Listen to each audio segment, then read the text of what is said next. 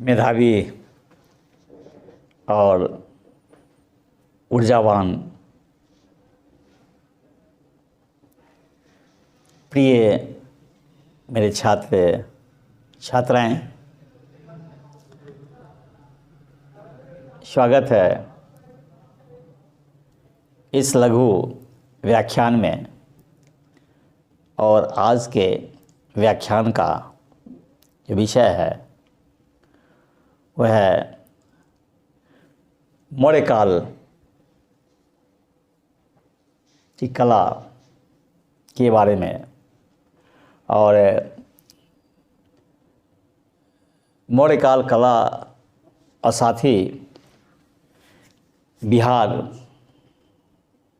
में इसकी स्थिति क्या रही है, बिहार से क्या योगदान मिला है।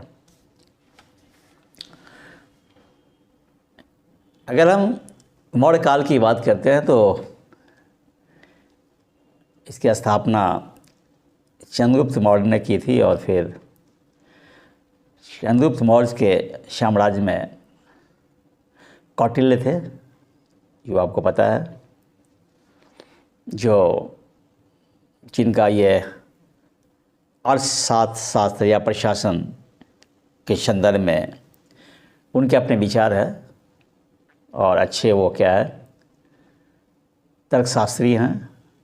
और कौटिल्य विद्वान थे। और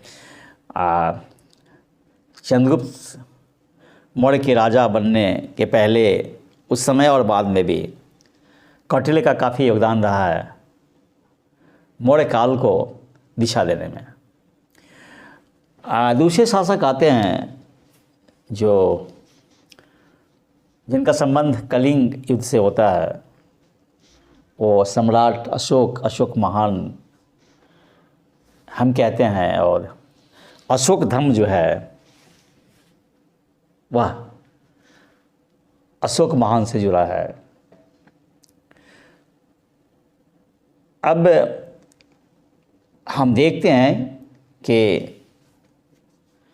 जो हमारा मौर्य कला है उनकी क्या विशेषताएं हैं, इस पर हम प्रकाश करते हैं, डालते हैं। भारतीय इतिहास में मौर्य कला को उत्कृष्ट भारतीय कला के प्रारंभ का समय माना जा सकता है।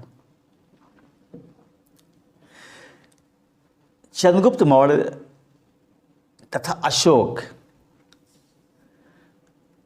आदि सम्राट के प्रेरणा से राजकीय कला ऊंचाइयों को प्राप्त करने में सफल रहा।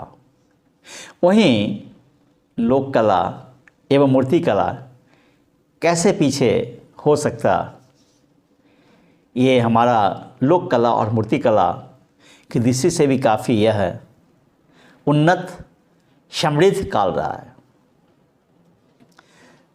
चंद्रगुप्तकालीन कला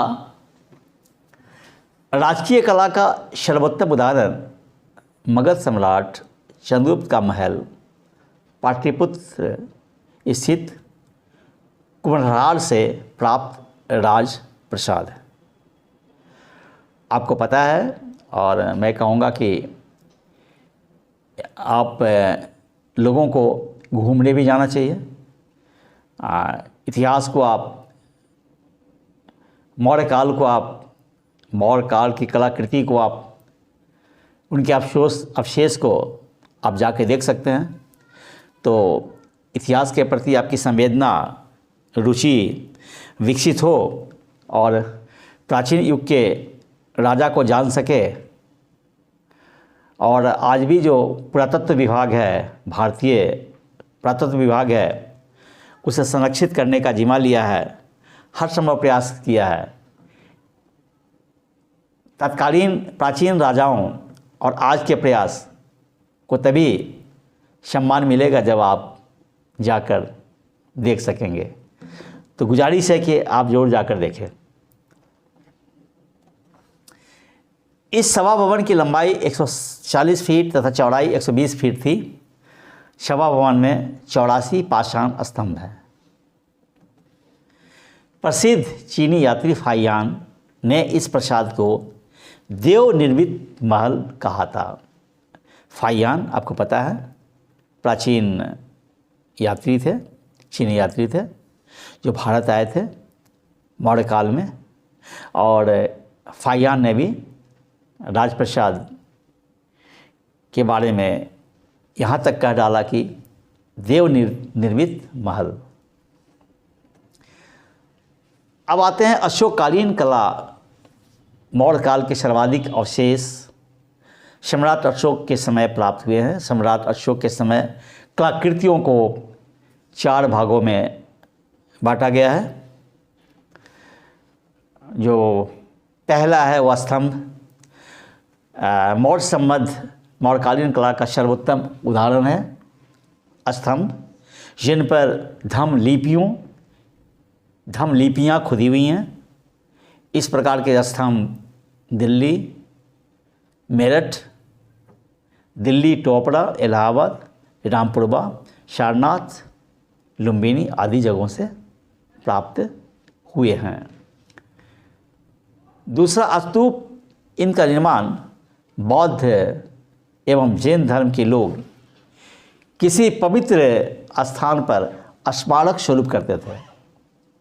सम्राट अशोक ने 84,000 स्तूप का निर्माण कराया था।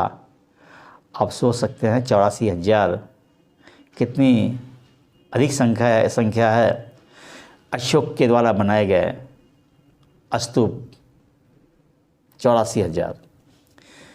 तीसरा पाषाण वेदिका। मौर्यकालीन स्तूप बिहार वैदिकों के से घिरे प्राप्त हुए। पुनः मैं दोहरा रहा हूँ तीसरे बिंदु को। पाषाण वेदिका हो सकता है कि टंकन में त्रुटि हो जाए तो आपको साथ देना पड़ेगा, क्योंकि जहाँ गुलाब होंगे वहाँ तो कांटे भी होंगे। तो हमारी त्रुटि भी हमारी सफलता की ओर और तेज़ी से त्वरित करेगी हमारी त्रुटि। तो फिर हम तीसरे बिंदु को पुनः मैं बोल रहा हूँ कि पाषाण वेदिका मौर्यकालीन स्तूप बिहार वेदिकाओं के से घिरे हुए थे। पाटलिपुत्र की खुदाई में 3 वेदिकाओं के टुकड़े प्राप्त हुए हैं जो चमकीली पॉलिश के कारण मौर्यकालीन माने जाते हैं। चौथा गुहा विहार। सम्राट अशोक ने भिक्षुओं के रहने के लिए गुफाओं के रूप में विहार बनवाए थे। किसने? सम्राट अशोक ने। इन गुफाओं का एक समूह गया से 25 किलोमीटर दूर उत्तर में बराबर एवं नागार्जुनी पहाड़ी से प्राप्त हुआ है। काफ़ी महत्वपूर्ण है ये तथ्य, याद रखेंगे।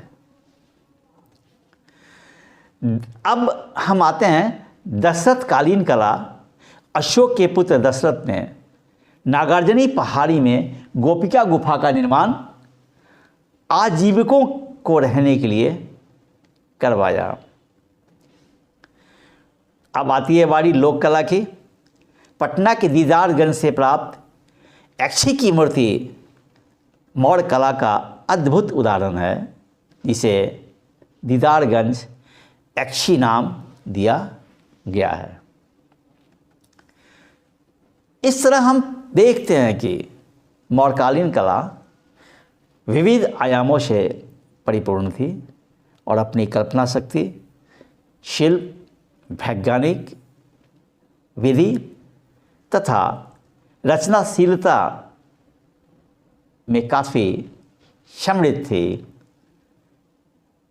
अर्थात मौर्यकाल बिहार का स्वर्णकाल था। Thanks for giving me a patience listening.